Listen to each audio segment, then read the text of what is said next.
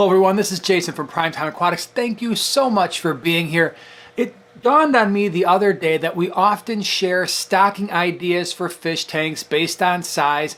And one of the things that we sometimes neglect, including myself, is to share some ideas based on your water parameters. And this idea really came from a live stream we did recently where we were talking about water parameters and how important it is for breeding fish.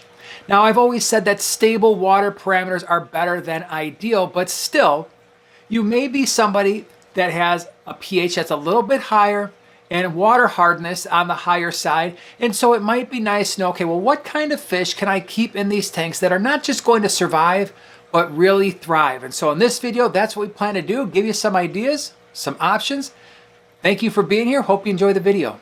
Now, this is something that we experience a lot in our fish room because our water is around an 8 to an 8.2 and the water hardness is somewhere between 10 and 12 degrees water hardness for both our KH and our GH. And so when we're talking about fish that will do well in a higher pH, really what I'm talking about are fish that will do well somewhere around a pH of 7.5 up to an 8 or an 8.2, and water hardness that's approaching that 8 to 12 degrees, both in your KH and potentially your GH as well. So option number one, and this is a fairly common option, and that is most of your live bearers. And so that includes your guppies, your mollies, your platies, your swordtails, Fleur-de-lis killifish. These are all great options and they provide a lot of color ones. So you take a look at guppies, for instance, you can see that they have so much variety and so many nice colors that you can pretty much find a variety that will fit your tank. Right behind me here, we have our 50-gallon low boy, one of them, and that particular tank houses black mollies, which have done really well in our water parameters. And so if you're looking for a fish that could potentially stay really small, a live bearer might be for you, and that might be something like the Fleur-de-lis killifish, which we've done species profiles on before. I'll put that in the upper right-hand corner, as well as in the description below.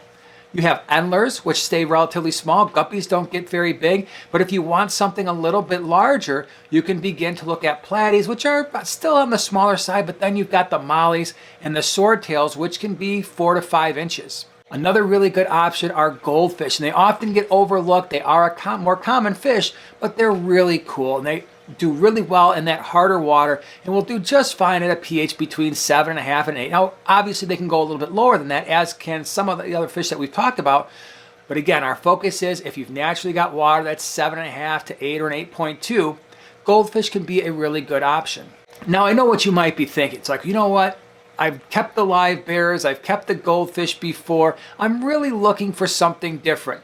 This is where all of the African cichlids really thrive in our water. And there are hundreds of varieties of African cichlids, and so there's always a cichlid that's going to fit your needs.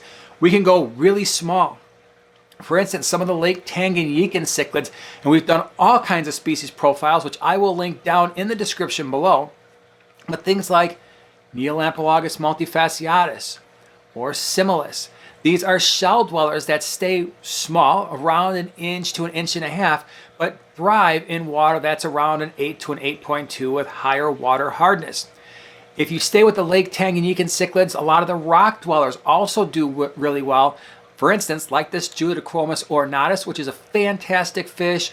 Neolamprologus leleupi is a great fish. Julidochromos transcriptus is another really awesome rock-dwelling Lake Tanganyika cichlid with a lot of personality. They stay small, so most of them that I've just mentioned here are going to be right around 2.5 to 3 inch mark.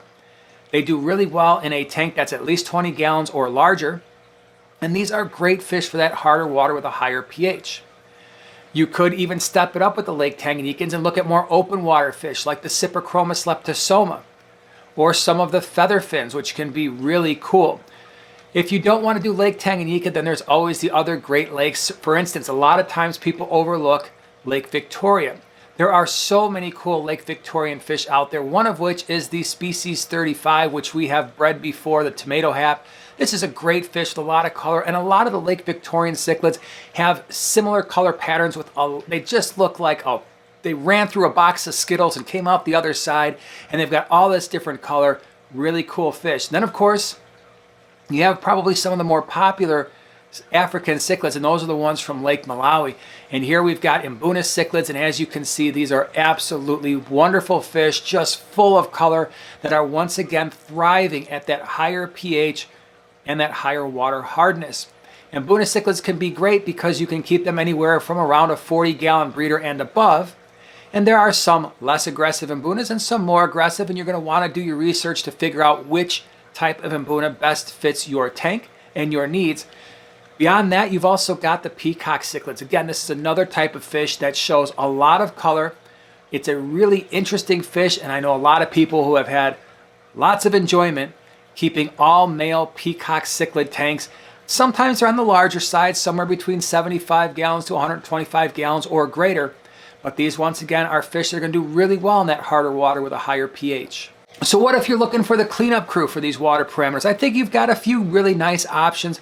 Option number one, for that smaller community tank, you can't go wrong with mystery snails. Will do especially well in that harder water because they like all of those minerals to replenish and grow their shells.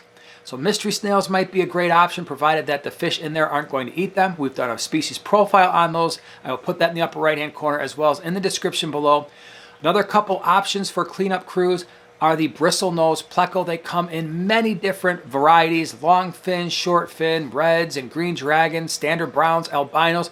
These are great fish that we have found have done really well in our water, which again is right around a pH of an 8. They breed in that water. They live a long, healthy life. And so they tolerate a wide range of water parameters, including those higher pHs and higher water hardness. Another one to think about, especially if you're into like catfish, is the Synodontis cat. These are great fish.